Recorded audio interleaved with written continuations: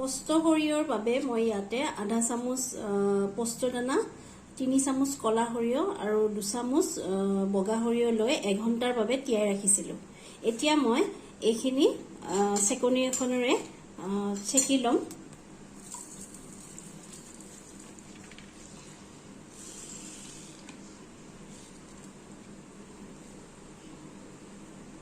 এতিয়া মই এইখিনি মিক্সিত মিহিকৈ এটা পেষ্ট বনাই দিম অকমান পানী দিম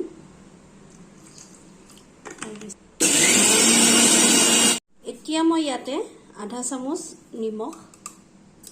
আৰু দুটা কেঁচা জলকীয়া দি দিলো আকৌ এবাৰ মিক্সিত ভালদৰে মিহিকৈ এটা পেষ্ট সৰিয়হখিনি এতিয়া মই এই আছাম ধুনীয়াকৈ মিহি এটা পেষ্ট বনাই ললো কেৰাহীত মই অকমান তেল দি দিলো মই ভালদৰে গৰম হ'ব দিম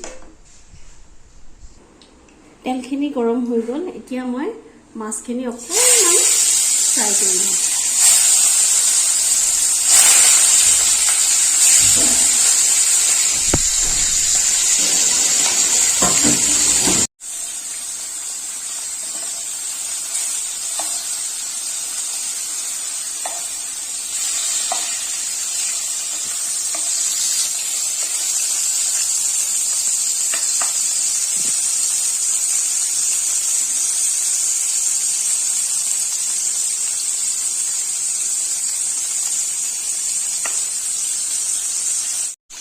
এতিয়া মই মাছখিনি ফ্ৰাই হৈ গ'ল মই এতিয়া মাছখিনি ফ্ৰাই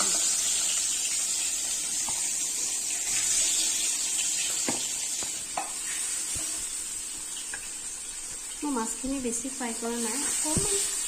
জাষ্ট মই অকণমান গৰম তেলত মাছখিনি ফ্ৰাই কৰিলোঁ এতিয়া মই এই পিচি লোৱা সৰিয়হখিনি চেকি লওঁ মই চেকি এইটো কাৰণে লৈছোঁ সৰিয়হৰ দানা যিখিনি দানা ওলাইছে সেইখিনি মানে হজম হোৱাত সহায় হয় সেইবাবে মই চেকি লৈছোঁ চেকি নল'লেও নলোৱাকেও বনাব পাৰি কিন্তু মই চেকি লৈছোঁ চেকি ল'লে আঞ্জা মাছৰ চৰচৰিটোৰ সোৱাদটো বেলেগ হয়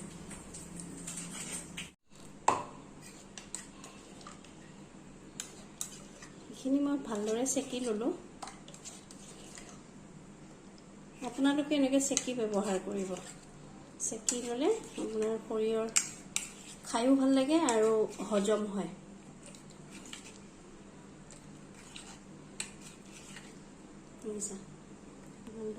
এইখিনি তেলতে কেইটামান কালজিৰাটো দি অকণমান ফ্ৰাই কৰি পানীখিনি উতল আহিছে এতিয়া মই ইয়াতে মাছখিনি দি দিম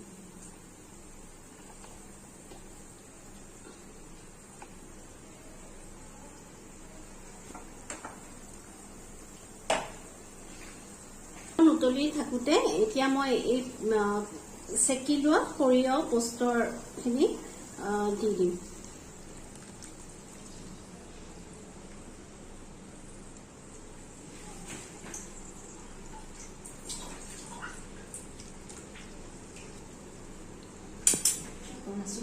ইয়াতে মই 3টা কাটি লোৱা কেঁচা জলকীয়া দি দিলো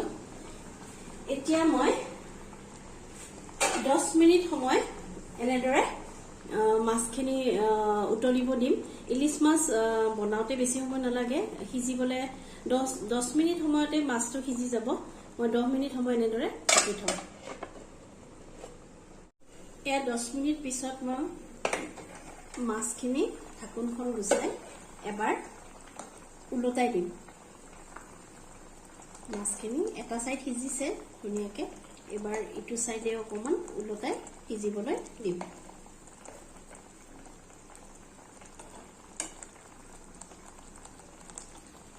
আৰু 10 মিনিট সময় মই এনেদৰে ঢাকি দিম